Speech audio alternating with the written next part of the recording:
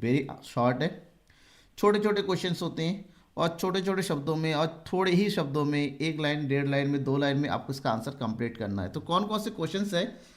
व्यष्टि अर्थशास्त्र, समष्टि अर्थशास्त्र के बारे में मैं कल बताऊंगा, आज मैं आपको व्यष्टि अर्थशास्त्र के बारे में बताता हूँ। ठीक है, चलिए हम शुरू करते हैं आज की क्वेश्चन आंसर का सिलसिला।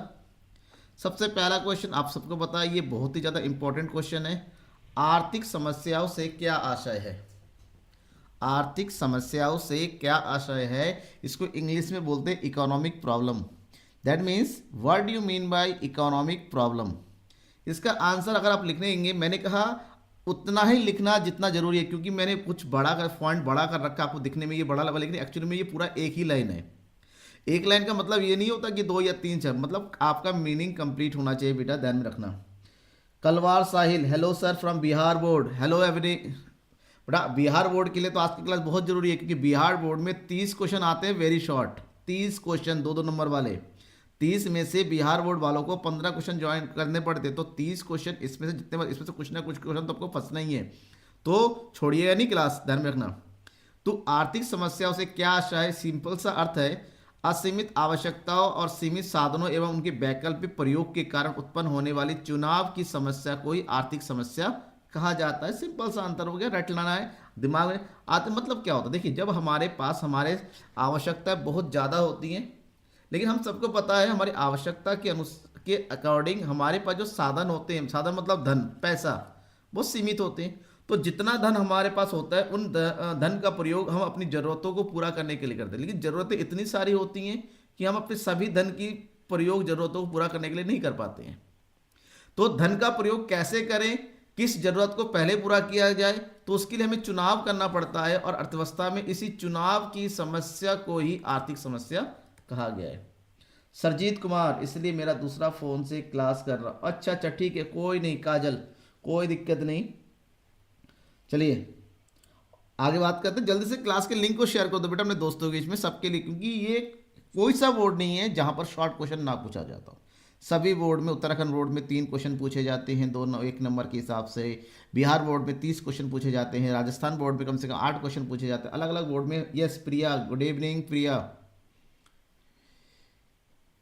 हम बात करते हैं पहला क्वेश्चन। इसी तरह से मैं आपको टॉप 50 क्वेश्चंस के बारे में बताऊंगा। टॉप 50, आज हम 50 क्वेश्चन के बारे में बात करेंगे, और 50 के 50 क्वेश्चन कहीं ना किसी ईयर आपके बोर्ड एग्जाम में आ चुका है। तो जल्दी से जल्दी 50 क्वेश्चन को पूरा करना है। ठीक है, तो शुरू करते हैं। दूसरा क्वेश्चन है, व्यष्टि अर्थशास्त्र से क्या आशा है, या व्यष्टि अर्थशास्त्र से आप क्या समझते हैं? आप इसका आंसर कैसे ले सकते हैं? अर्थशास्त्र की वह शाखा जिसके अंतर्गत अर्थव्यवस्था की व्यक्तिगत समस्याओं का अध्ययन किया जाता है, उसे व्यष्टि अर्थशास्त्र कहते हैं। कभी कभी आपसे व्यष्टि अर्थशास्त्र के चरों के या फिर एग्जाम्पल के बारे में पूछा जाता है, उदाहरण पूछा जाता है, तो उदाहरण दीजिए। जैसे एक उपभोक्ता के व्यवहार का अध्ययन, एक उत्पादक के व्यवहार का अध्ययन, वस्तु की कीमत का निर्धारण, ये सब आपके व्यष्टि अर्थशास्त्र के प्रमुख उदाहरण के अंतर्गत आता है। पहाड़ी है दैट में हिमांशु, गुड इवनिंग, हेलो बेटा। नेक्स्ट क्वेश्चन है, चुनाव की समस्या। जो आर्थिक समस्या है वही चुनाव की समस्या है, लेकिन कुछ आर्थिक समस्या किसे कहते हैं या चुनाव की समस्या किसे कहते हैं, किसी भी रूप में आ सकता है, तो दोनों को लिखने का तरीका आपको आना चाहिए। असीमित आवश्यकताओं की पूर्ति के लिए सीमित साधनों के सर्वश्रेष्ठ प्रयोग के लिए सही विकल्प का चयन करना ही चुनाव की समस्या कहते हैं। ठीक है ना, असीमित आवश्यकताओं की पूर्ति के लिए सीमित साधनों के सर्वश्रेष्ठ प्रयोग के विकल्प का चयन करना ही चुनाव की समस्या है। और इस क्वेश्चन का ये बेस्ट आंसर लगता है, और इसी को आपको ध्यान में रखना है। एक नंबर आपको कोई नहीं काट सकता, एक नंबर मिलना है तो है। Rishu Sinha, hi good evening Rishu Sinha. Akash Singh, hi hello, कैसे हैं आकाश सिंह? क्वेश्चन नंबर 4 की बात करते हैं। देखिए 50 क्वेश्चन लेना है, 50 क्वेश्चन करना है, 50 पेज आपके सामने आएंगे, तो थोड़ा सा स्पीड में मैं चलने की कोशिश करूंगा। सब कुछ समझाया हुआ है, अगर फिर भी किसी को कोई क्वेश्चन समझ में नहीं आता है तो ज़रूर बताइएगा। Ankit Kumar, hello good evening. चुनाव की समस्या के 2 प्रमुख कारणों की बात कीजिए, बताइए। चुनाव की समस्या हो सकता है या फिर वहीं पर आ सकता है, आर्थिक समस्या के 2 कारणों को बताइए। चुनाव की समस्या और आर्थिक समस्या एक ही चीज होता है बेटा। चुनाव की समस्या के 2 प्रमुख कारण हैं, मनुष्य की असीमित आवश्यकताओं का होना जो कभी ख़त्म नहीं होती। सबसे बड़ी प्रॉब्लम तो यही है कि हमारी ज़रूरतें बहुत ज़्यादा होती है और कभी ख़त्म नहीं होती। एक ज़रूरत पूरा करते हैं, दूसरी आ जाती हैं। साधनों की सीमित मात्रा, हमारे पास जो साधन होते हैं बहुत ही सीमित मात्रा में है, बहुत ही कम। तो सीमित मात्रा का होना बहुत ही, क्योंकि लोगों के पास पैसे नहीं है तभी तो प्रॉब्लम है, पैसे होते कोई प्रॉब्लम नहीं है। ठीक है, प्रॉब्लम यहीं पर होती है। तो दो प्रमुख समस्या, दो प्रमुख कारण आप बता सकते हैं, क्योंकि एक नंबर में आता है तो इनफ है 2 पॉइंट बताना। क्वेश्चन नंबर 5, सीमितता या दुर्लभता से क्या आशय है? सीमितता या दुर्लभता, जिसको इंग्लिश में बोला जाता है स्कैसिटी, क्या है? सीमितता का अर्थ है साधनों की मांग का उसकी पूर्ति की तुलना में अधिक होना, या किसी भी वस्तु की उपलब्धता उसके मांग के अनुसार ना होना। एक ही बात है, एक ही तरीका है, बस लैंग्वेज का फर्क है। पूर्ति की तुलना में मांग का अधिक होना या मांग की तुलना में पूर्ति का ना होना, एक ही बात है, बस लैंग्वेज घुमा के बताया जाता है, उसी को सीमितता कहते हैं। मान लीजिए आप किसी दुकान में जा रहे हैं और किसी दुकान में आप जा रहे हैं कि आपको 10 kg राइस चाहिए, भाई 10 kg चावल चाहिए। दुकान वाला हमसे कहता है कि भाई हमारे पास अभी 7 kg चावल ही पड़ा हुआ है। इसका मतलब यहाँ पर 3 kg चावल की कमी है, मतलब दुर्लभता है, क्योंकि एट ए टाइम प्रेजेंट नहीं है, मांग के अनुसार चावल नहीं है, तो इसी को दुर्लभता कहा जाता है अर्थशास्त्र में। वैसे तो दुर्लभता का मतलब होता है किसी चीज़ का बिल्कुल ना होना, जैसे टाइगर दुर्लभ है, क्यों? क्योंकि बहुत ही कम पाए जाते हैं। ठीक है, तो ये सब चीज़ें जो है आपको समझना पड़ेगा कि कॉन्सेप्ट क्या, इकोनॉमिक्स के अकॉर्डिंग पढ़ेंगे तो कुछ चीज़ें हमें बिल्कुल डीपली जाके समझना पड़ेगा। क्वेश्चन नंबर 6 दिखने में थोड़ा लंबा है लेकिन इसका अर्थ आपको बताना ही पड़ेगा। उत्पादन संभावना वक्र, जिसको शॉर्टकट में बोलते हैं पीपीसी और इंग्लिश में बोला जाता है प्रोडक्शन पॉसिबिलिटी कर्व, किसे कहते हैं? एक उत्पादन संभावना वक्र दो वस्तुओं x और y के उन सभी संयोगों को बताता है जिनका उत्पादन सीमित संसाधनों तथा उपलब्ध तकनीक के उपयोग करने पर किया जाता है। और उत्पादन संभावना वक्र कुछ इस प्रकार से दिखाया जाता है। यहाँ पर दिखाएंगे वस्तु x और ये हो गया वस्तु y। इन दोनों वस्तुओं के विभिन्न संयोगों को दर्शाने वाला ये वक्र, जो कि सीमित साधनों और उपलब्ध तकनीक के आधार पर उत्पादित किया जाता है, जब इन्हीं सभी संयोगों को इस वक्र के माध्यम से दिखाया जाएगा तो उसी को बोलेंगे उत्पादन संभावना वक्र। समझ में आ गया बेटा? चलिए आगे बढ़ते हैं। आप लोग क्लास छोड़ के क्यों जा रहे हैं? नंबर ऑफ स्टूडेंट मुझे कम दिख रहे हैं, जबकि बहुत ही इंपॉर्टेंट क्लास है, बहुत ही इंपॉर्टेंट क्वेश्चन है, समझना भी है। ठीक है, सीमांत अवसर लागत किसे कहते हैं? यहाँ पर देखिए किससे हो गया, किसे सीमांत अवसर लागत किसे कहते हैं? सीमांत अवसर लागत का मतलब होता है एक वस्तु की सीमांत अवसर लागत किसी वस्तु की वह मात्रा है जिसे पहली वस्तु की एक अतिरिक्त इकाई का उत्पादन करने के लिए छोड़ना पड़ता है, छोड़ना पड़ता है। ठीक है, मतलब साफ है, आप दो वस्तु का प्रयोग कर रहे हैं, एक्स का और वाई का। उपयोगिता का अर्थ लिखिए, उपयोगिता का अर्थ लिखिए। थोड़ा सा हो सकता है आपको लगे मात्रा का मिस्टेक है, राइटिंग मिस्टेक, क्योंकि टाइपिंग मैंने खुद किया हुआ है, बहुत प्रोफेशनल टाइपर नहीं हूँ, लेकिन कोशिश करता हूँ गलतियाँ कम हो, लेकिन कभी कभी हिंदी में टाइपिंग में गलतियाँ हो जाती है। तो यहाँ पर बात करते हैं उपयोगिता, जिसको इंग्लिश में बोलते हैं यूटिलिटी। और एक चीज़ मैं बता दूँ, उपयोगिता को हिंदी में ही एक और शब्द में जाना जाता है जिसको बोलते हैं तुष्टि गुण। उपयोगिता का अर्थ लिखिए, तुष्टि गुण क्या है? किसी वस्तु में निहित वह शक्ति या क्षमता जिससे किसी उपभोक्ता की आवश्यकता की पूर्ति होती है, उपयोगिता कहते हैं। मतलब एक ऐसी वस्तु जिसको उपयोग करने वाले की अगर उपयोगिता पूरी हो जाती है, उसकी ज़रूरत पूरी हो जाती है, तो उसको बोलेंगे उपयोगी है। ठीक है, मान लीजिए रेड पेन एक टीचर यूज़ करता है तो उसके लिए उपयोगी है। ब्लू पेन जो है स्टूडेंट के लिए ज़रूरी है।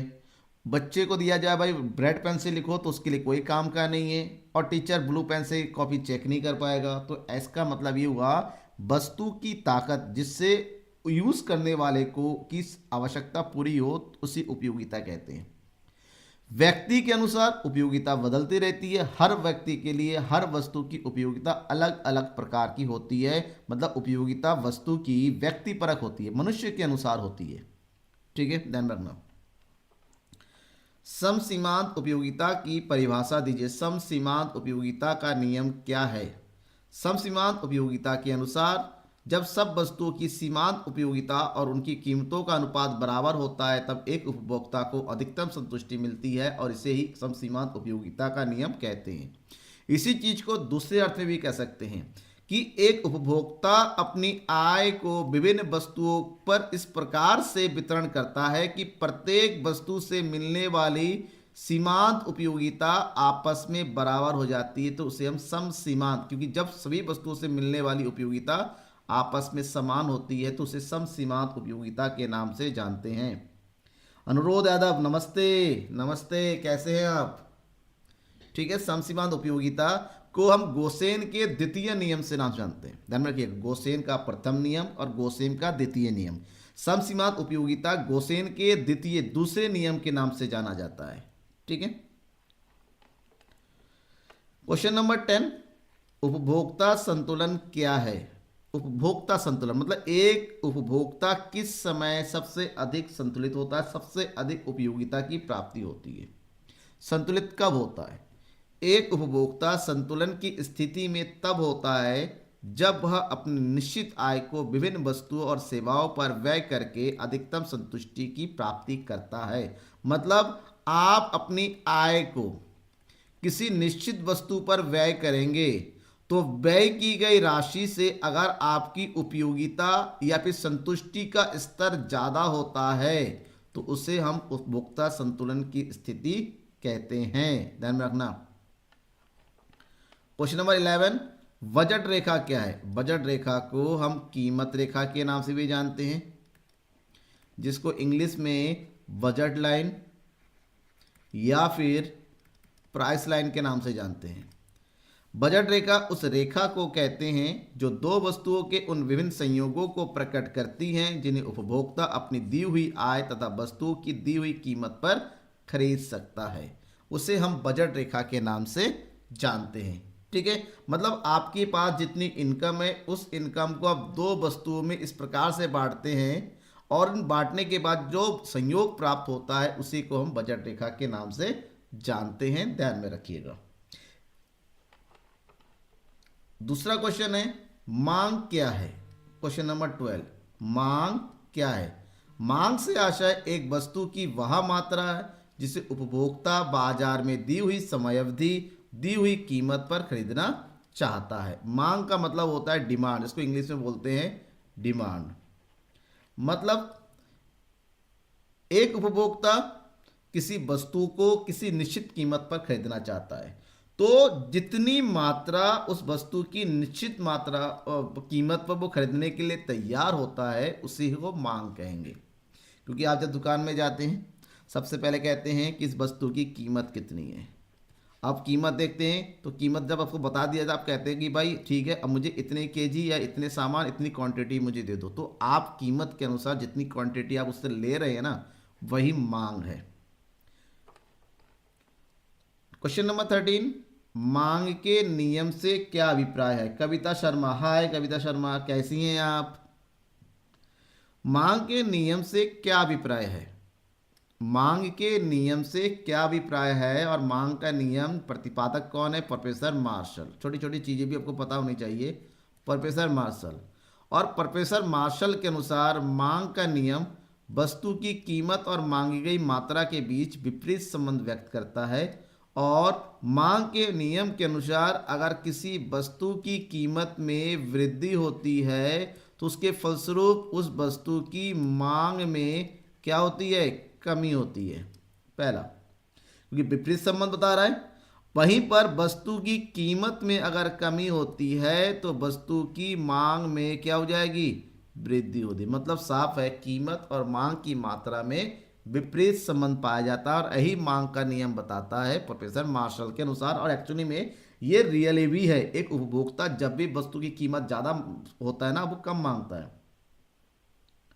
सर एग्जाम डेट कब आएगी? कौन से बोर्ड से हो बेटा? कविता शर्मा आप बताइए, एग्जाम डेट की बात कर रहे हो। अब कौन से बोर्ड से हो कविता? अब अपना बोर्ड बताइए, मैं बताता हूँ एग्जाम डेट कब आएगी। यहाँ तक समझ में आ गया? आगे बढ़ते हैं। सामान्य वस्तु किसे कहते हैं? सामान्य वस्तु जिसको हम इंग्लिश में नॉर्मल गुड्स के नाम से जानते हैं। ध्यान में रखिएगा, सामान्य वस्तुएं वे वस्तुएं होती हैं जहां पर मांग और आय के बीच में धनात्मक संबंध होता है। यह ऐसी वस्तुएं जहां पर मांग का नियम लागू होता है। ऐसी वस्तुएं जहां पर उपभोक्ता की आय में अगर वृद्धि होती है तो उस उपभोक्ता की मांग में भी वृद्धि होगी, उसे हम सामान्य वस्तुएं कहते हैं। अगर आय कम होती है तो मांग में भी कमी होगी। राजस्थान बोर्ड का पेपर बेटा 28 मार्च को है। राजस्थान बोर्ड का इकोनॉमिक्स का पेपर 28 को है। इकोनॉमिक्स का पता है मुझे, और बाकी पूरा डेट शीट जो है आपको मैं बता दूंगा। थोड़ा सा अब एक काम करना होगा, मेरे व्हाट्सअप नंबर पे मुझे कांटेक्ट कीजिएगा, मैं आपको पूरा डेट शीट निकाल के भेज दूंगा। डेट शीट आ चुकी है, हमें पता लग गया है 28 को इकोनॉमिक्स का पेपर है। ठीक है, बाकी डेट के लिए आप राजस्थान बोर्ड के ऑफिशियल वेबसाइट में जाइए या फिर क्लास ओवर होने के बाद मुझे कांटेक्ट कीजिए मेरे व्हाट्सएप नंबर पर। चलिए हम बात करते हैं। सामान्य वस्तुएं हो गया, मतलब ऐसी वस्तुएं जहां पर आय और मांग के बीच में धनात्मक संबंध होता है या फिर वस्तु की कीमत और मांग के में विपरीत संबंध होता है, उस वस्तु को सामान्य वस्तुओं की कैटेगरी में रखते हैं, सामान्य वस्तुएं कहते हैं। क्वेश्चन नंबर 15, उत्पादन से क्या आशय है? उत्पादन यानी कि इंग्लिश में बोलते हैं प्रोडक्शन। क्या है? किसी वस्तु की उपयोगिता का सृजन करना अथवा वृद्धि करना ही उत्पादन है। मतलब किसी वस्तु की उपयोगिता का सृजन करना। आपके पास एक लकड़ी का टुकड़ा पड़ा हुआ है और लकड़ी के टुकड़े को चीड़ फाड़ के काट पीट के आप अगर एक मेज बना के तैयार करते हैं जिस पे कोई काम किया जा सकता है, मतलब आपने मेज का उत्पादन किया है, क्योंकि आपने लकड़ी की उपयोगिता में वृद्धि की है। ठीक है ना, ध्यान में रखना इस चीज को।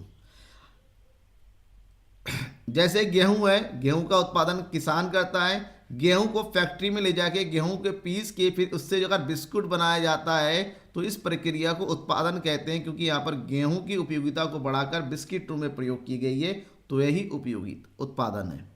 उत्पादन एक ऐसी प्रक्रिया है जहां पर किसी वस्तु के रूप में परिवर्तन कर उसकी उपयोगिता में या फिर मूल्य में वृद्धि की जाती है। ध्यान में रखना, ये उत्पादन है। क्वेश्चन नंबर 16, कुल उत्पादन कब अधिकतम होता है? मतलब कुल उत्पादन टीपी कब सबसे ज्यादा होता है?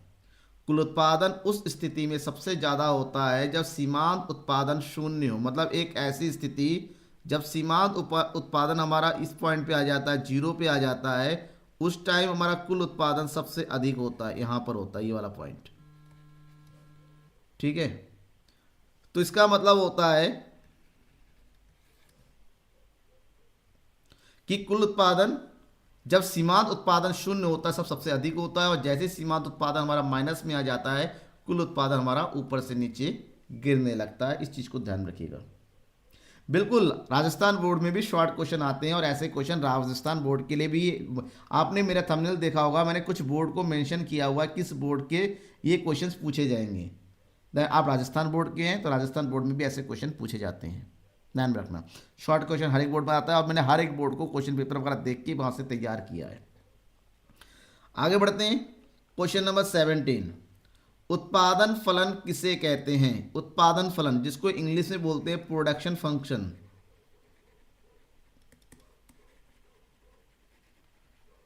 Production function.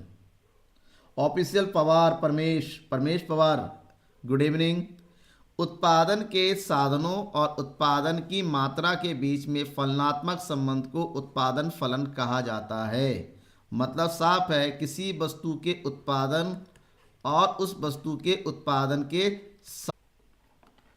क्वेश्चन नंबर 18, ह्रासमान प्रतिफल का नियम क्या है? ह्रासमान प्रतिफल का मतलब घटते प्रतिफल का नियम, एक्चुअली में एक अल्पकालीन उत्पादन फलन का नियम है।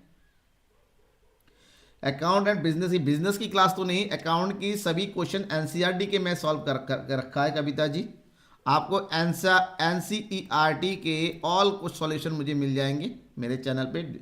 आप चाहे तो प्लेलिस्ट में जाइए, स्क्रॉल कीजिए, नीचे देखिए एनसीईआरटी के चैप्टर वाइज सारे क्वेश्चन के सॉल्यूशन मैंने प्रोवाइड कर रखा है।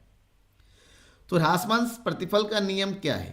ह्रासमान प्रतिफल का नियम बताता है कि स्थिर साधनों की दी हुई मात्रा के साथ जब तक परिवर्तनशील साधनों की मात्राओं को बढ़ाया जाता है तो परिवर्तन साधन का सीमांत उत्पादन अंततः घटता चला जाता है। मतलब साफ है, अल्पकाल में कुछ साधन स्थिर होते हैं और कुछ साधनों को परिवर्तित किया जाता है। तो स्थिर साधन के स्थिर रखने का, अगर परिवर्तित साधनों को बढ़ाते हैं तो एक समय तक ये बढ़ता चला जाता है, फिर उसके बाद ये घटने लगता है। तो आगे जाके घटने की इसी प्रवृत्ति के कारण इसको ह्रासमान प्रतिफल का नियम कहा जाता है कि उत्पादन में बाद में कमी होने लगती है।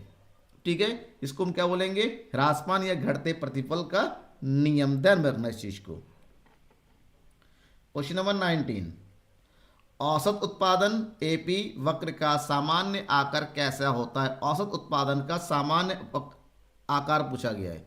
जब औसत उत्पादन के वक्र के बारे में बताएंगे, ध्यान में रखिएगा, औसत उत्पादन पहले कम होता है, सॉरी औसत उत्पादन होता है, औसत उत्पादन पहले बढ़ता हुआ नजर आता है, फिर ये एक स्तर के बाद गिरने लगता है, इसलिए इसको उल्टा यू आकार का बनाया जाता है। ये पहले बढ़ेगा फिर ये कम होने लगेगा, तो उल्टा यू होता है। एक तो होता है यू आकृति और ये होता है उल्टा यू आकृति। ठीक है, ध्यान रखना इस चीज को।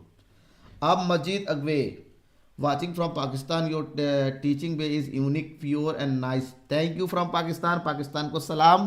ठीक है ना, कि पाकिस्तान के लोग भी मेरे वीडियो को देखते हैं। थैंक्स, क्योंकि इकोनॉमिक्स है, हर एक चीज़ के लिए ज़रूरी है, हर एक इकोनॉमी के लिए है। इकोनॉमिक्स मतलब इकोनॉमी। ठीक है, तो थैंक यू। औसत उत्पादन, ठीक है ना, मतलब औसत उत्पादन कहते किसे, कि पर इकाई उत्पादन, मतलब आपने जो है इकाई का प्रयोग किया है उत्पादन के साधनों के, तो प्रति इकाई उत्पादन के साधनों से प्राप्त उत्पादन की मात्रा को औसत उत्पादन के नाम से जानते हैं। और ये उत्पादन के वृद्धि होने के साथ साथ इसमें कमी होने लगती है, इसलिए यू आकृति का उल्टे यू आकृति का बन जाता है। ये एवरेज प्रोडक्शन होता है इसको। क्वेश्चन नंबर 20, मौद्रिक लागत क्या है। मौद्रिक लागत, धन, इसको बोलते हैं मनी कॉस्ट। मौद्रिक लागत, इसी मनी कॉस्ट को हम एक और नाम से जानते हैं अवसर लागत। खाली नाम का फर्क है ना, एक ही चीज है, ये है मौद्रिक लागत और अवसर लागत। अवसर लागत को ही मौद्रिक लागत के नाम से जानते हैं। मतलब सॉरी, मौद्रिक लागत में थोड़ा उल्टा बोल दिया। मौद्रिक लागत का मतलब क्या होता है, इसको बोलते हैं monetary cost. Monetary cost, sorry मैं अभी एक स्टेटमेंट बोला गलत है, ये अवसर लागत अलग होता है, मौद्रिक लागत। तो किसी वस्तु की निश्चित मात्रा का उत्पादन करने के लिए उत्पादन के साधनों को जो समस्त मौद्रिक भुगतान करना पड़ता है उसे मौद्रिक लागत कहते हैं। मतलब साफ है, आप किसी वस्तु का उत्पादन कर रहे हैं और उत्पादन के लिए आपको क्या चाहिए, साधन चाहिए, और साधनों पर आप व्यय कर रहे हैं। तो व्यय करने के लिए आप जो भी मुद्रा का भुगतान कर रहे हैं, तो मुद्रा के रूप में किया गया भुगतान आपका मौद्रिक लागत कहलाता है। मतलब ऐसे लागत जिसको मुद्रा के रूप में व्यक्त किया जाता है या मुद्रा के रूप में भुगतान किया जाता है, मौद्रिक लागत के नाम से जानते हैं। Sir I can understand Hindi language but can't read it because I am English medium student. Okay Majid I have, मेरे पास इंग्लिश मीडियम स्टूडेंट के लिए भी वीडियोस है। अगर आपको चाहिए इंग्लिश मीडियम में तो एक काम करेंगे, क्लास ओवर होने के बाद मुझे कमेंट सेक्शन में कमेंट कीजिएगा। मैं आपको जो है I will provide you all the English medium videos that you can watch and read. ठीक है, आप देख सकते हैं, मैं आपको प्लेलिस्ट प्रोवाइड कर दूंगा, या फिर आप डिस्क्रिप्शन में जाके, सॉरी आप चैनल में जाइए, प्लेलिस्ट देखिए, देखिए नीचे इंग्लिश मीडियम स्टूडेंट के पूरे कंप्लीट कोर्स अवेलेबल है। प्रेम कुशवाहा, जय श्री राम। सीमांत लागत किसे कहते हैं, सीमांत लागत के बारे में पूछा। सीमांत लागत को इंग्लिश में बोला जाता है मार्जिनल कॉस्ट, शॉर्टकट में बोला जाता है।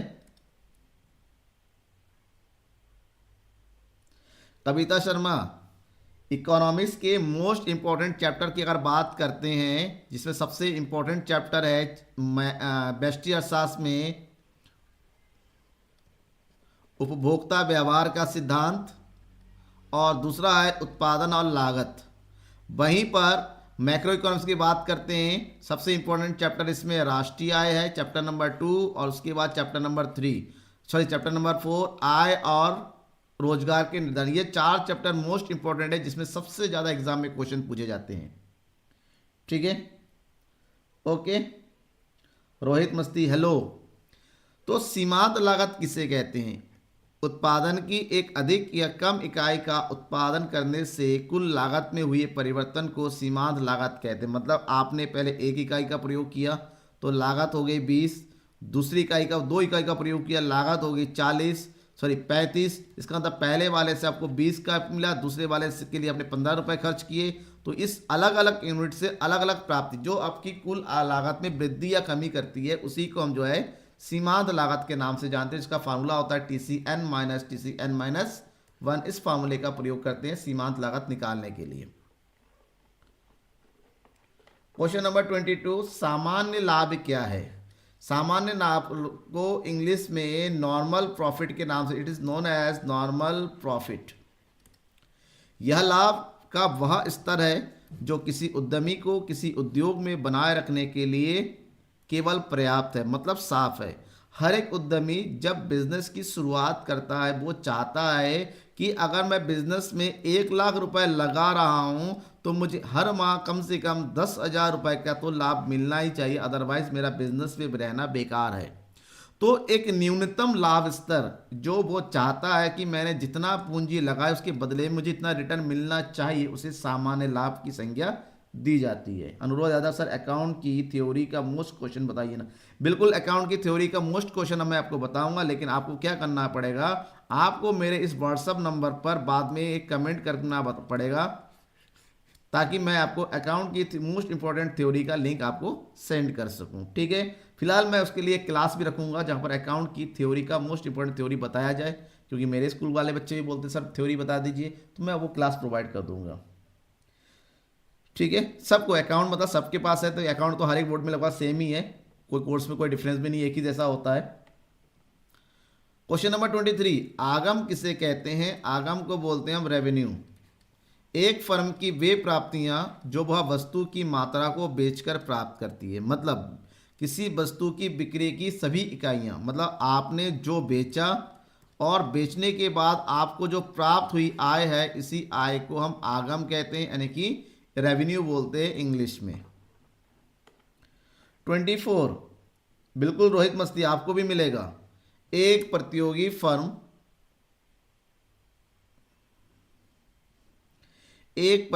फर्म के लिए कीमत और सीमांत आगम के बीच क्या संबंध? प्रतियोगी फर्म का मतलब होता है पूर्ण प्रतियोगिता वाला फर्म।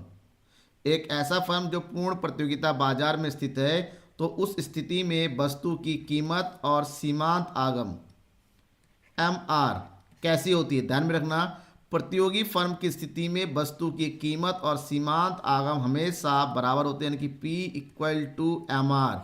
और हमेशा जो वस्तु की कीमत होती है ना, उसी को हम औसत आगम के नाम से जानते हैं। और पूर्ण प्रतियोगिता की स्थिति में औसत आगम और सीमांत आगम हमेशा आपस में बराबर होता है, इस चीज़ को ध्यान में रखना। कविता शर्मा क्लास शाम को 7 बजे लगती है, 7 बजे से 8 बजे तक, हो सकता है कभी कभी 8 से ज़्यादा हो जाए, लेकिन 7 बजे क्लास डेली शुरू हो जाती है। क्वेश्चन नंबर 25, काजल जी आप क्लास में हैं या नहीं हैं? उत्पादक संतुलन से क्या तात्पर्य है? उत्पादक संतुलन, जिसको हम जो है फर्म का संतुलन भी बोल सकते हैं, विक्रेता संतुलन भी बोल सकते हैं, फर्म्स इक्विलिब्रियम के नाम से जानते हैं। उत्पादक उस समय संतुलन में होता है, इसका आंसर क्या लिखना है शॉर्ट में? वैसे ये अक्सर आप 2 नंबर 3 नंबर में लिख सकते हैं, क्या संतुलन की पूछा जाता है। उत्पादक उस समय संतुलन में होता है जब उसके लाभ अधिकतम और उसकी हानियां न्यूनतम होती है। ऐसा तब होता है जब उस फर्म का सीमांत आगम और सीमांत लागत बराबर हो, मतलब ये वाली स्थिति। जब सीमांत आगम और सीमांत लागत बराबर हो और सीमांत लागत वक्र सीमांत आगम वक्र को नीचे से काटता हुआ हो, तो ये बिंदु E जो होता है, इसी को हम उत्पादक संतुलन के नाम से जानते हैं। मोहित मस्ती सर इकोनॉमिक्स का सूत्र वाला PDF मिलेगा? बिल्कुल, आप प्लेलिस्ट में जाइए या आप डिस्क्रिप्शन में जाइए, एक लिंक दे रखा होगा लाइव क्लास में, उसको क्लिक कीजिए। देखिए समष्टि और व्यष्टि अर्थशास्त्र के मैंने न्यूमेरिकल क्वेश्चन सॉल्व करा रखे हैं, वहाँ पर मैंने सूत्र भी बता रखा है, आपको वहाँ से मिल जाएगा सब कुछ। ठीक है, क्वेश्चन नंबर 26, सम विच्छेद बिंदु क्या है? इसको इंग्लिश में बोलते हैं break even point. Break even point. तो सम विच्छेद बिंदु क्या होता है? एक ऐसा बिंदु जिस बिंदु पर किसी भी उत्पादक का कुल लागत और कुल आगम, मतलब एक ऐसा बिंदु जहां पर कुल लागत और उस फर्म का कुल आगम आपस में बराबर होता है, उसे सम विच्छेद बिंदु कहते हैं। इस बिंदु पर प्रत्येक फर्म अपनी कुल परिवर्तनशील लागत यानी कि टीवीसी को प्राप्त करता है, मतलब टीवीसी के बराबर उसको लाभ की प्राप्ति हो जाती है। ध्यान में रखना इसको, ठीक है।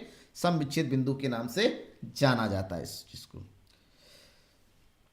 ओके, नेक्स्ट हम बात करते हैं सम विच्छेद बिंदु के बाद क्वेश्चन नंबर 27, पूर्ति किसे कहते हैं? पूर्ति को इंग्लिश में बोला जाता है सप्लाई। पूर्ति किसे कहते हैं? ठीक है, ओके। पूर्ति किसे कहते हैं? वस्तु की वह मात्रा जो बाजार में किसी निश्चित समय पर विभिन्न कीमतों पर बेचने के लिए प्रस्तुत की जाती है। और पूर्ति कौन करता है? उत्पादक करता है, विक्रेता करता है। मतलब एक विक्रेता जब बाजार में किसी वस्तु की कीमतों पर जितनी मात्रा वो बेचने के लिए तैयार होता है, यानी कि वस्तु की कीमत जब 10 रुपये प्रति इकाई होती है वो 20 यूनिट बेचता है, वस्तु की कीमत जब 12 रुपये प्रति इकाई होती है वो 30 यूनिट बेचना चाहता है। इसका मतलब अलग अलग कीमत पर जितनी मात्रा बेचने के लिए तैयार होता है एक विक्रेता, उसे हम पूर्ति कहते हैं, यानी कि सप्लाई के नाम से जाना जाता है। तो ध्यान में रखना कि वस्तु की कीमत जब ज़्यादा होगी तभी विक्रेता ज़्यादा यूनिट बेचना चाहता है। इसी को पूर्ति का नियम कहते हैं। जैसा कि अगला क्वेश्चन है, पूर्ति का नियम बताए। पूर्ति के नियम से आप क्या समझते हैं? पूर्ति के नियम को आपको एक्सप्लेन करना पड़ेगा। तो पूर्ति के नियम के अनुसार वस्तु की कीमत में वृद्धि होने से वस्तु की पूर्ति भी बढ़ेगी और कीमत कम होने पर वस्तु की कीमत भी कम होगी। इसका मतलब होता है, पूर्ति का नियम ये बताता है कि वस्तु की कीमत और वस्तु की पूर्ति में कैसा संबंध होता है? धनात्मक संबंध होता है। चंदन भाई, हेलो चंदन भाई। चंदन भाई कौन से बोर्ड से हैं बेटा? क्वेश्चन नंबर 29, पूर्ति के विस्तार से क्या अभिप्राय है? पूर्ति का विस्तार, ये पूर्ति में परिवर्तन का है। पूर्ति का विस्तार, जहां पर दो बातें होती हैं, मैंने समझाया था, पूर्ति का संकुचन और पूर्ति का विस्तार। अन्य बातें समान रहने पर वस्तु की कीमत में वृद्धि होने पर वस्तु की पूर्ति भी बढ़ जाती है, इसी पूर्ति का विस्तार कहते हैं। मतलब साफ है, यहाँ पर एक ऐसी स्थिति जब वस्तु की कीमत यहाँ पर है तो पूर्ति की मात्रा यहाँ हो रही है। जैसे ही वस्तु की कीमत बढ़ जाती है, P1 हो जाती है, वैसे वस्तु की पूर्ति की मात्रा भी बढ़ जाती है, Q1 हो जाती है। तो पूर्ति वक्र जहां था वहां से ऊपर की ओर संचलित होना, A पॉइंट से B पॉइंट पर चले जाना, इसी को बोलते हैं पूर्ति का विस्तार। ठीक है, क्या बोलते हैं? पूर्ति का विस्तार। Hello Ram ji Prajapati, hello, good evening. चंदन भाई हेलो। बेटा हेलो बनने के बाद भी कुछ जवाब वगैरह दिया जाता है।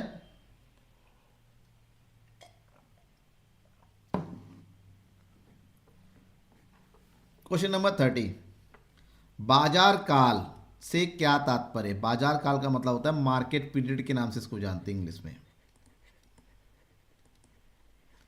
Market period. बाजार काल से क्या तात्पर्य है? बाजार काल उस काल को कहते हैं जिसमें वस्तु की पूर्ति को बाजार में मौजूदा स्टॉक की सीमा तक ही बढ़ाया जा सकता है। मतलब एक ऐसा समय जहां पर वस्तु की पूर्ति को उतना ही बढ़ाया जा सकता है जितना उसके पास स्टॉक है, और स्टॉक को बढ़ाया नहीं सकता। मतलब अगर आपके पास किसी वस्तु की 20 यूनिट अवेलेबल है और आप बेच रहे हैं 10, मांग होने पर आप अपनी 10 से कर दे रहे हैं 15 और 15 से कर सकते हैं 20, लेकिन 20 से नहीं बढ़ा सकते क्योंकि आपके स्टॉक में केवल 20 यूनिट ही माल पड़ा हुआ है। मतलब साफ है, अगर नॉर्मल लैंग्वेज करें कि एक ऐसा समय जहां पर पूर्ति को उतना ही बढ़ाया जा सकता है जितना उसके गोदाम में माल पड़ा हुआ है, उससे ज्यादा पूर्ति को नहीं बढ़ाया जा सकता, उसने समय अंतर को बाजार काल कहा सकता है। क्योंकि अल्प समय में हम अपनी पूर्ति की मात्रा को नहीं बढ़ा सकते। ठीक है, किसी को कोई डाउट है बेटा? Anyone have any doubt? किसी को भी कोई डाउट है अपने डाउट पूछ सकते हैं। 30 क्वेश्चन हो गया, अब हमें 20 क्वेश्चन और पढ़ने हैं और अगले 20 मिनट में हम 20 क्वेश्चन को भी कवर कर लेंगे। लेकिन उससे पहले अब तक जितने क्वेश्चन पढ़ा है, अगर किसी को भी किसी प्रकार का कोई डाउट आता है तो आप पूछ सकते हैं। किसी को कोई भी वीडियो चाहिए, किसी को कोई भी डाउट है, किसी को कोई एक्स्ट्रा दूसरी चीज़ें पूछनी है, जैसे अकाउंट के क्वेश्चन चाहिए, अकाउंट के सॉल्यूशन चाहिए, वो सब लोग मुझे डायरेक्टली मेरे व्हाट्सअप नंबर पर या फिर क्लास ओवर होने के बाद इसी क्लास में कमेंट बॉक्स में कमेंट करके मैं बताऊं, मैं आपको सब कुछ प्रोवाइड कर दूंगा। ओके, काजल का आया नो डाउट, जब डाउट नहीं है। रोहित मस्ती ऑब्जेक्ट का क्लास हो चुका है, मैं लाइव में ही तो 3 या 4 दिन पहले ऑब्जेक्टिव की क्लास करा चुका हूं। आपको लिंक चाहिए ऑब्जेक्टिव क्लास का, वो मुझे मैंने अभी थोड़ी देर पहले व्हाट्सअप नंबर दिया था 78300106, इस नंबर पे मुझे मैसेज कीजिएगा, मैं आपको ऑब्जेक्टिव क्लास का लिंक प्रोवाइड कर दूंगा। आप वहां से सारे ऑब्जेक्टिव क्वेश्चन देख सकते हैं, समष्टि के भी और व्यष्टि के। ठीक है, चलिए आगे बढ़ते हैं। एकाधिकार प्रतियोगिता की दो प्रमुख विशेषताएं लिखिए। एकाधिकार प्रतियोगिता की दो प्रमुख विशेषताएं लिखना है। और एकाधिकारी मतलब एक होता है एकाधिकारी प्रतियोगिता, ये एकाधिकार प्रतियोगिता, सबसे पहली बात तो है ये दो एकाधिकार और प्रतियोगिता दोनों का मिक्स होता है, और एक ऐसा जहां पर क्रेता और विक्रेताओं की संख्या अधिक होती है। और दूसरा पॉइंट लिखिएगा यहाँ पर वस्तु विभेदीकरण पता, मतलब हर एक विक्रेता के पास वस्तु एक ही उपयोगिता वाली लेकिन अलग अलग प्रकार की होती है, रंग रूप आकार प्रकार, किसी न किसी प्रकार से वहां पर विभिन्नता होती है। ठीक है, रोस्टिंग सीरीज 0687, खतरनाक नाम रखा है अपने चैनल का बेटा। हाय हाय अनुरोध सर, कुछ क्वेश्चन समझ में नहीं आया बेटा। कौन सा क्वेश्चन? मैंने अभी कहा था जो क्वेश्चन आपको समझ में नहीं आता है उसी टाइम आप अपने कमेंट बॉक्स में, तुरंत लाइव चल रहा है, मैं लाइव कमेंट भी देख रहा हूं। देखिए मेरे पास मोबाइल है, इस मोबाइल में सारे कमेंट चल रहे हैं, यहाँ पर मैं आपके कमेंट देख रहा हूं। तो अपने कमेंट मुझे बताइए कौन सा क्वेश्चन समझ में, जैसे ये वाला क्वेश्चन है नहीं आता तुरंत पूछो ना कि सर ये वाला क्वेश्चन नंबर 31 नहीं समझ में आया, मैं दोबारा समझा दूंगा। रामजी प्रजापति सर आप लाइव कितने बजे से शुरू करते हैं? बेटा रामजी प्रजापति मेरी क्लास लाइव शुरू होती है 7 बजे से, मैं कोशिश करती है 7 से 8 बजे तक लाइव क्लास को कंप्लीट करूं। ठीक है, रोस्टिंग सीरीज सर ओके, बताइए। अनुरोध जी कौन सा क्वेश्चन डाउटफुल है मुझे जरूर बताइएगा, क्वेश्चन नंबर मुझे बताइएगा, मैं आपको क्लियर कर दूंगा। ठीक है, एकाधिकारी प्रतियोगिता, ये एकाधिकार और पूर्ण प्रतियोगिता दोनों का मिश्रित रूप होता है, जहां पर क्रेता और विक्रेताओं की संख्या अधिक होती है और इस बाजार में वस्तु विभेदीकरण हो जाता है, जबकि पूर्ण प्रतियोगिता में समरूप वस्तु का क्रय विक्रय होता है। क्वेश्चन नंबर 32, पूंजीवादी अर्थव्यवस्था से आप क्या समझते हैं? पूंजीवादी अर्थव्यवस्था, ध्यान में रखिएगा, पूंजीवादी अर्थव्यवस्था को बाजार अर्थव्यवस्था के नाम से भी जाना जाता है। किस नाम से जाना जाता है? बाजार अर्थव्यवस्था। एक ऐसी अर्थव्यवस्था जिसमें देश के संसाधनों और आर्थिक क्रियाओं पर निजी व्यक्तियों का अधिकार होता है, उसे हम जो है पूंजीवादी अर्थव्यवस्था या बाजार अर्थव्यवस्था के नाम से जानते हैं, क्योंकि इस अर्थव्यवस्था में समस्त आर्थिक निर्णय बाजार के द्वारा किया जाता है। वस्तु की कीमत का निर्धारण बाजार के द्वारा किया जाता है, कितनी वस्तु की पूर्ति होनी है ये बाजार द्वारा निर्धारित होता है, इसलिए इसे पूंजीवादी या फिर बाजार अर्थव्यवस्था के नाम से जाना जाता है। इंग्लिश में बोलते हैं कैपिटलिस्ट इकोनॉमी या फिर मार्केट इकोनॉमी। ठीक है, बेसिकली पूंजीवादी अर्थव्यवस्था के आपसे उदाहरण पूछा जाता है कि पूंजीवादी अर्थव्यवस्था के किसी दो देशों के नाम बताइए, तो इसमें है यूएसए अमेरिका, इसमें नाम बताइए आप फ्रांस का, इसके नाम बताइए आप जर्मनी का, इसमें नाम बताइए आप इंग्लैंड का, ये सारे पूंजीवादी अर्थव्यवस्था का ही उदाहरण है। राम जी प्रजापति कह रहे हैं क्वेश्चन नंबर 31 समझ में नहीं आया। चलिए क्वेश्चन नंबर 31 में बैक इसी तरह से पूछिए ना तो अच्छा लगेगा। क्वेश्चन नंबर 31 क्या है? एकाधिकार प्रतियोगिता, जिसको एकाधिकारी प्रतियोगिता या एकाधिकात्मक प्रतियोगिता के नाम से जानते हैं, इंग्लिश में बोलते हैं मोनोपोलिस्टिक इकोनॉमी, मतलब एक ऐसा इकोनॉमी जहां पर एकाधिकार प्लस प्रतियोगिता दोनों का मिश्रित रूप होता है। यहां पर क्रेताओं की संख्या अधिक होती है और विक्रेताओं की संख्या भी अधिक होती है। दूसरा, इस बाजार में जो विक्रेताओं की वस्तु होती है, सबके पास वस्तुओं की कहीं ना कहीं एक, जैसे कार है, होंडा के पास भी कार है, मारुति के पास भी कार है, सुजुकी के पास भी कार है, ठीक है ना, और यहां पर जो है टाटा के पास भी, लेकिन सभी के पास कार में कहीं ना कहीं मॉडल में अलग अलग फीचर में अंतर होता है। इसी को हम क्या बोलते हैं? वस्तु विभेदीकरण। और वस्तु विभेदीकरण एकाधिकार प्रतियोगिता की सबसे बड़ी विशेषता है। स्नेहा नमस्कार sir, sorry for late because अभी ट्यूशन से। ओके स्नेहा, कोई बात नहीं है, आप आइए, यही बात बड़ी बात है। आप चलिए कंटिन्यू कर सकते हैं। रोस्टिंग सर मैं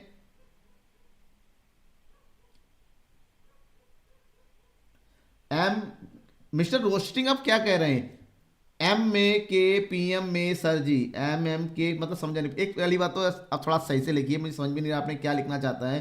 एम में के पीएम में से भी समझ में नहीं आ रहा कुछ भी क्या लिखा हुआ आपने। ठीक है, धर्मेंद्र कुमार, नमस्ते धर्मेंद्र जी। चलिए आगे बढ़ते हैं। पूंजीवादी अर्थव्यवस्था समझ में आ गया कि एक ऐसी अर्थव्यवस्था जहां पर देश के सभी संसाधनों पर, पूंजीवादी मतलब कैपिटलिस्ट इकोनॉमी, इसलिए मैं बीच बीच में इंग्लिश भी बोल रहा हूँ आप लोग आपके लिए। पूंजीवादी अर्थव्यवस्था मतलब कैपिटलिस्ट इकोनॉमी और market economy. What do mean by the market economy और कैपिटलिस्ट इकोनॉमी? ये एक ऐसा इकोनॉमी होता है जहां पर देश के पूरे संसाधनों या आर्थिक क्रियाओं पर केवल और केवल प्राइवेट पर्सन का अधिकार होता है। ठीक है, नेक्स्ट क्वेश्चन नंबर 33। पूर्ण प्रतियोगिता को परिभाषित कीजिए। पूर्ण प्रतियोगिता मतलब परफेक्ट कंपटीशन बोलते हैं इंग्लिश में इसको।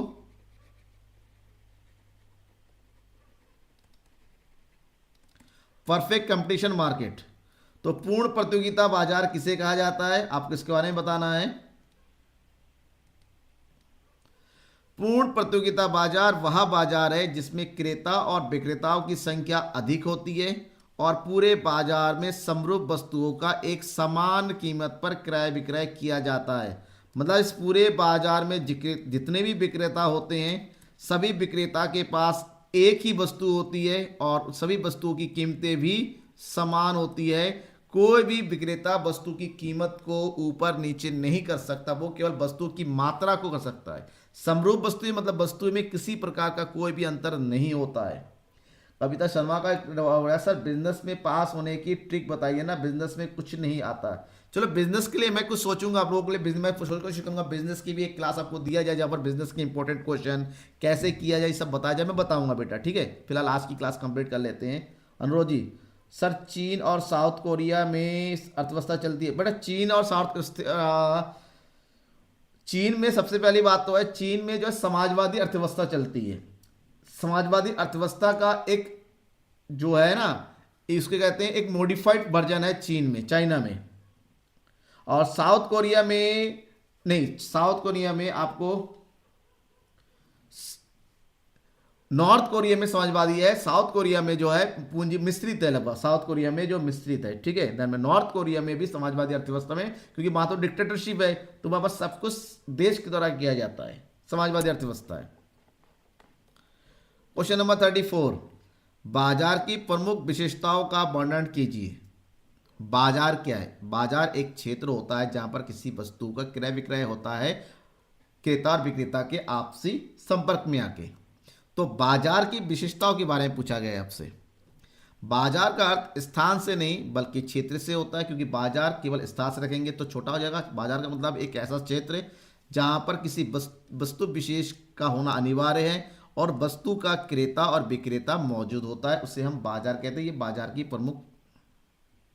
रोस्टिंग सीरीज बेटा मैं थोड़ी देर पहले ही बता चुका हूं, मेरी क्लास 7 बजे से शुरू होती है, 7 PM, शाम के 7 बजे से।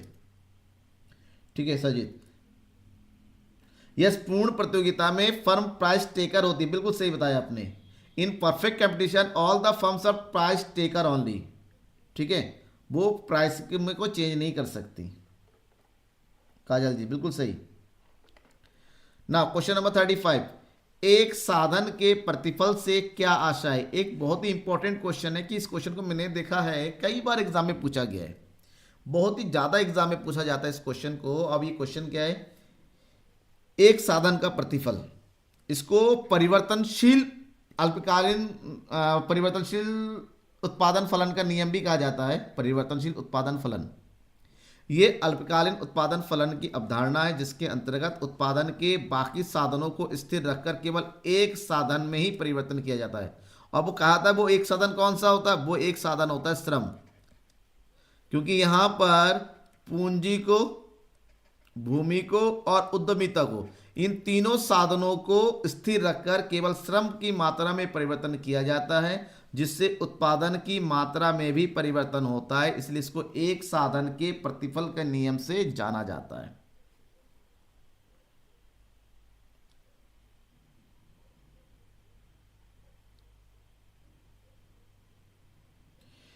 अच्छा रोशनी श्री, आपका नाम रोशन है, चलिए ठीक है, आपने बता दिया, अच्छी बात है।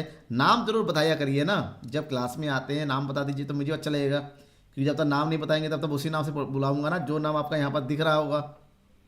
तो एक साधन प्रतिबल का नियम समझ में आ गया होगा कि जब अल्पकालीन उत्पादन फलन की स्थिति में उत्पादन के कुछ साधन स्थिर होते हैं और एक साधन में परिवर्तन होता है, तो ऐसे में उत्पादन की मात्रा में भी परिवर्तन होता है। इसी को एक साधन के प्रतिफल के नियम से जानते हैं। क्वेश्चन नंबर 36, एकाधिकारी बाजार की कीमत कैसे निर्धारित होती है?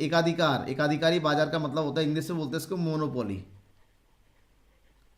मतलब होता है कि how do the price determinate in monopoly market. एक मोनोपोली मार्केट में एक कीमत का निर्धारण कैसे होता है? तो सबसे पहली बात है आपको पता होना चाहिए कि मोनोपोली मार्केट का मतलब होता है एक ही विक्रेता, उसके अलावा उस पूरे बाजार में वस्तु का कोई भी उत्पादक या विक्रेता अवेलेबल नहीं होता है। बाजार का मतलब विक्रेता, विक्रेता मतलब बाजार हो गया पर, क्योंकि बाजार में एक ही बंदा है, उसके अलावा उस वस्तु का क्रेता बेचने वाला कोई दूसरा है ही नहीं। सॉरी पर मेरा ये गिर गया है।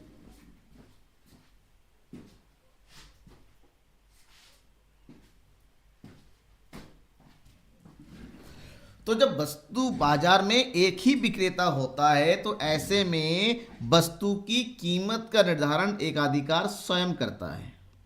ठीक है, एकाधिकारी स्वयं तय करता है। यहां तक आंसर कंप्लीट होता है, लेकिन मैंने आगे भी थोड़ा सा लिख के रखा है आप लोगों के लिए कि ध्यान में रखना, अगर एकाधिकार में विक्रेता अधिक मात्रा बेचना चाहता है तो वस्तु की कीमत को कम रखना पड़ेगा, लेकिन अगर अधिक लाभ कमाना चाहता है तो कीमतें अधिक करेगा, यहां पर वस्तु की बिक्री कम हो जाएगी। तो ये सिस्टम आपको ध्यान में रखना पड़ेगा। क्वेश्चन नंबर 37, पूर्ति के नियम के अपवाद बताइए। सबसे पहली बात तो पूर्ति का नियम क्या है? पूर्ति के नियम के अनुसार वस्तु की कीमत में और पूर्ति की मात्रा में धनात्मक संबंध पाया जाता है। तो अपवाद का मतलब होता है को किस दशा में पूर्ति का नियम लागू नहीं होता है, आपको वो कंडीशन बतानी है। तो पूर्ति के नियम कहाँ लागू नहीं होता? नंबर 1, कृषि पदार्थों में पूर्ति का नियम लागू नहीं होता है, क्योंकि वस्तु की कीमत बढ़ने पर पूर्ति बढ़नी चाहिए, लेकिन यहाँ पर ऐसा नहीं होता है। कभी कभी ऐसी स्थिति होती है कृषिगत पदार्थों की मात्रा को कम कीमत में भी बेचा जाता है। ठीक है, जैसे बारिश हो गई, फसल खराब हो रही है, फसल खराब होने की दशा में क्या होता है, कीमतें भले ही कम हो जाए तो बेचना है, वरना सब बेकार हो जाएगा। तो कृषिगत वस्तुओं में पूर्ति का नियम लागू नहीं होता है। दूसरा, नीलामी द्वारा बेची जाने वाली वस्तुओं पर भी पूर्ति का नियम लागू नहीं होता। यहाँ पर कीमतें जितनी मिलेगी नीलामी में उसी हिसाब से बेचना पड़ेगा, और भविष्य में अगर वस्तु की कीमतें परिवर्तन होती है तो उस पर भी पूर्ति का नियम लागू नहीं होता है। मान लीजिए एक विक्रेता को लगता है कि भविष्य में वस्तु की कीमत बढ़ने वाली है, तो वर्तमान भविष्य में मान लो सीमेंट है, सीमेंट आज 350 रुपये कट्टा है, और किसी तरह से दुकानदार को पता चल जाए कि भविष्य में कीमतें जो है 450 रुपये बैग हो जाएगा, और तो भले ही आज 10 रुपये 20 रुपये बढ़े तो वो क्या करेगा, वो 100 रुपये बढ़ने के लालच में आज वस्तु की पूर्ति कम कर देगा। मतलब आज भले ही 10-20 रुपये बढ़ रहा है, नॉर्मली पूर्ति नियम ये कहता है कि कीमतें बढ़ने पर पूर्ति बढ़ेगी, लेकिन भविष्य में कीमतें बढ़ रही है इसलिए आज वो पूर्ति कम कर देगा, तो यहां पर भी पूर्ति का नियम लागू नहीं होगा।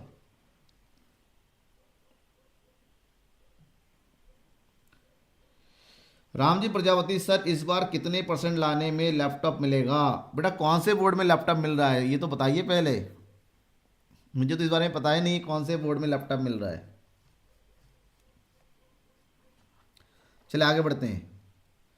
उत्पादन वक्र का ढलान क्या दर्शाता है? धर्मेंद्र का क्वेश्चन है सर नीलामी क्या होता है? देखिए नीलामी का मतलब होता है बिडिंग।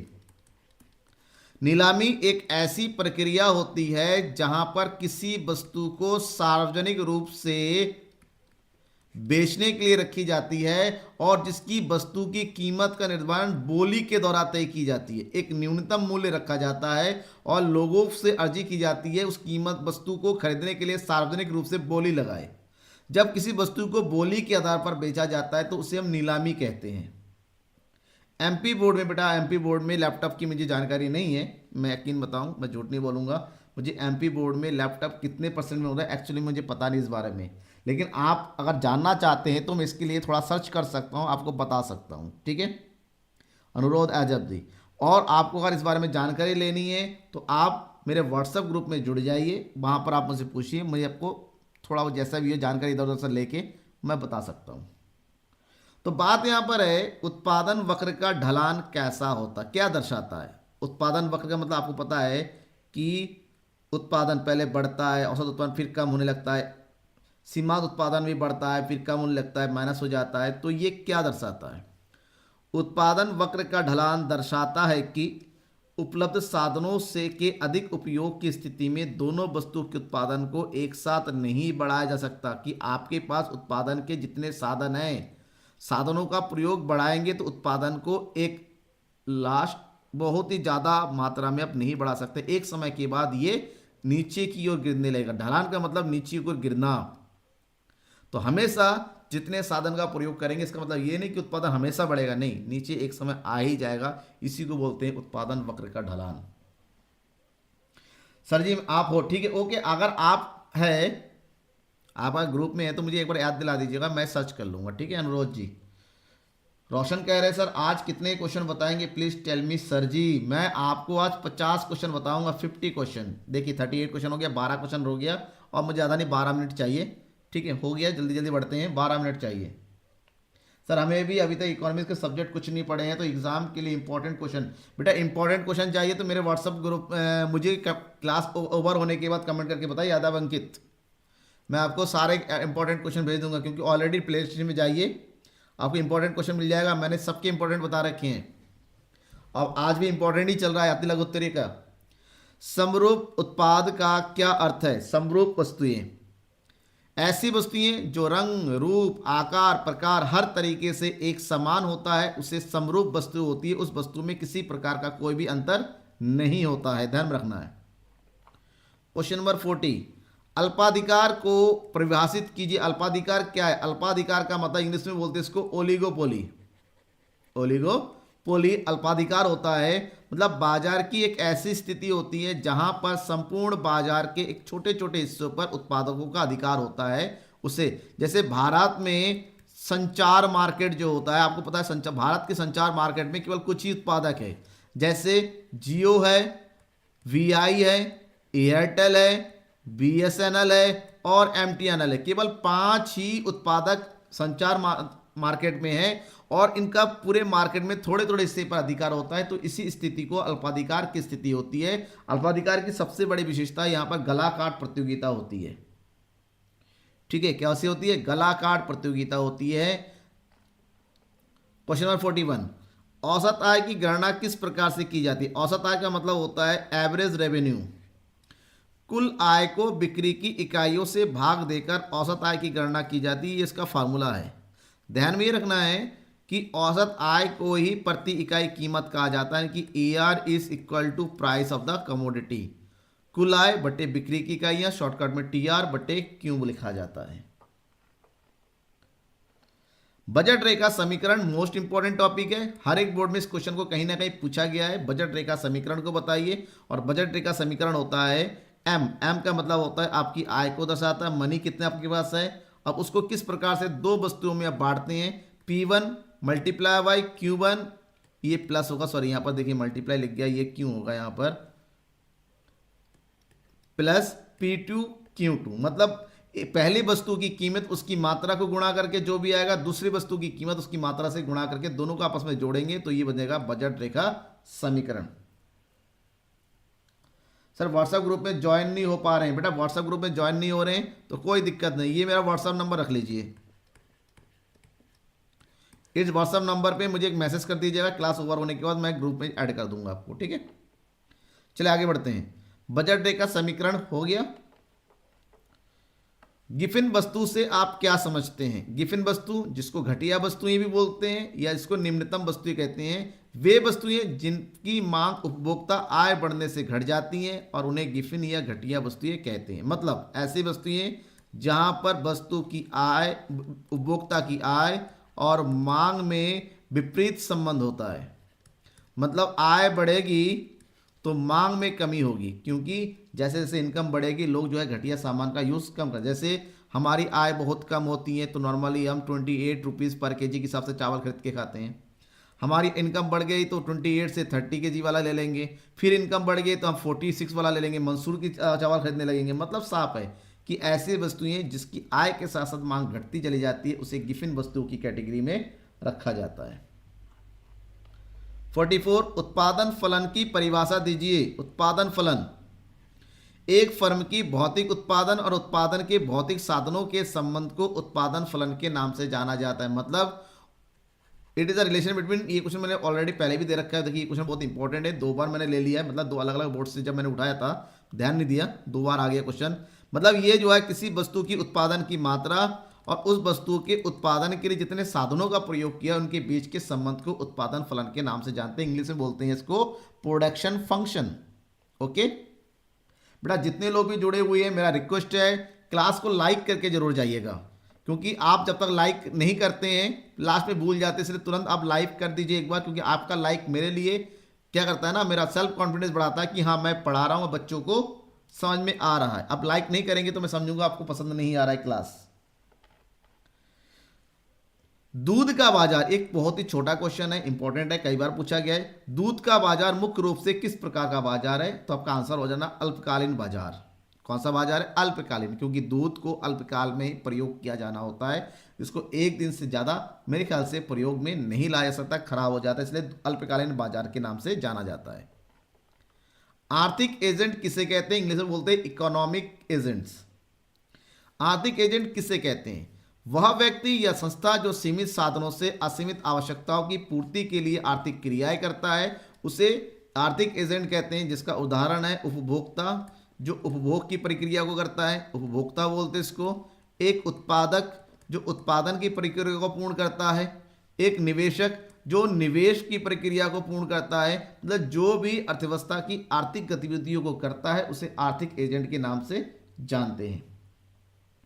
काजल कहते हैं मोनोपोली और मोनोपोलिस्टिक में एक डिफरेंस बता दीजिए। चलिए देखिए, मोनोपोली और मोनोपोलिस्टिक कंपटीशन में एक तरफ होता है मोनोपोली, मोनोपोली का मतलब होता है एक ही विक्रेता, और एक होता है मोनोपोलिस्टिक कंपटीशन जहां पर एक से अधिक, यानी कि यहां पर विक्रेता क्या होता है, ज्यादा होता है। मोनोपोली में केवल एक ही वस्तु होती है, जबकि मोनोपोली में वस्तु एक ही होती है लेकिन उसके रूप अलग होते हैं, यानी कि इसको बोलते हैं विभेदक, वस्तु विभेद पाया जाता है। ठीक है, मोनोपोली में वस्तु एक ही होगी, किसी प्रकार का स्थानांतरित वस्तु मतलब स्थानापन्न वस्तु किसी के पास नहीं होता। मोनोपोली में किसी प्रकार का कोई कंपटीशन नहीं होता क्योंकि अकेला ही होता है। मोनोपोलिस्टिक कंपटीशन में बहुत कंपटीशन होता है, हर कोई अपना सामान बेचना चाहता है। ये दोनों के बीच में विशेष अंतर होता है। क्वेश्चन नंबर 47 की जैसी बात करते हैं, अल्पकाल क्या है? अल्पकाल जिसको बोलते हैं शॉर्ट रन, एक वर्ष से कम की अवधि जिसमें अर्थव्यवस्था में उत्पादन तकनीक में कोई परिवर्तन नहीं किया जा सकता उसे अल्पकाल के नाम से जानते हैं। मतलब जब हम अपने तकनीक में किसी प्रकार का परिवर्तन नहीं कर पाते हैं, इतने कम समय को हम अल्पकाल के नाम से जानते हैं। बिल्कुल उमर, हाँ, आप लोग करें, जो नहीं कर रहे मैं उनकी बात कर रहा हूं, जो कर रहे हैं वो तो है ही है, जो नहीं कर रहे हैं मैं उनकी बात कर रहा हूं कि लाइक करने की कंजूसी ना करें, क्योंकि कुछ लोग कहते हैं ना डेली आते हैं, बोलना पड़ता है, बस बोल दीजिए, क्योंकि आपको पता है कि सर को एक ही चीज़ चाहिए आपसे। मैं डायरेक्ट कुछ मांग तो नहीं रहा हूं कि मेरे क्लास के बदले में आप ये कर दीजिए, ठीक है। हाँ, बस एक चीज़, मैं एक बच्चे से, मैंने झारखंड बोर्ड के एक बच्चे से मैंने कहा, एक रिक्वेस्ट किया था, देखते हैं वो बच्चा क्या करता है। फिलहाल आज मेरे ख्याल से क्लास में आया नहीं है। सीमांत उत्पादन से आप क्या समझते हैं? सीमांत उत्पादन से आप क्या समझते हैं? एक साधन के प्रयोग करने से कुल उत्पादन में जो परिवर्तन होता है उसे सीमांत उत्पादन के नाम से जानते हैं, ठीक है। और क्वेश्चन नंबर 49, एकाधिकार में कीमत एवं सीमांत लागत के बीच कैसा संबंध होता है? एकाधिकार की बात करते हैं, मोनोपोली की बात करेंगे, बताना है कि वस्तु की कीमत और वस्तु की सीमांत लागत में कैसा संबंध होता है। पूर्ण प्रतियोगिता में तो दोनों समान होता है, लेकिन एकाधिकार और सीमांत लागत के बीच विपरीत संबंध होता है। यहां पर एक चीज हो गया, मैंने लिखना भूल गया, एकाधिकार में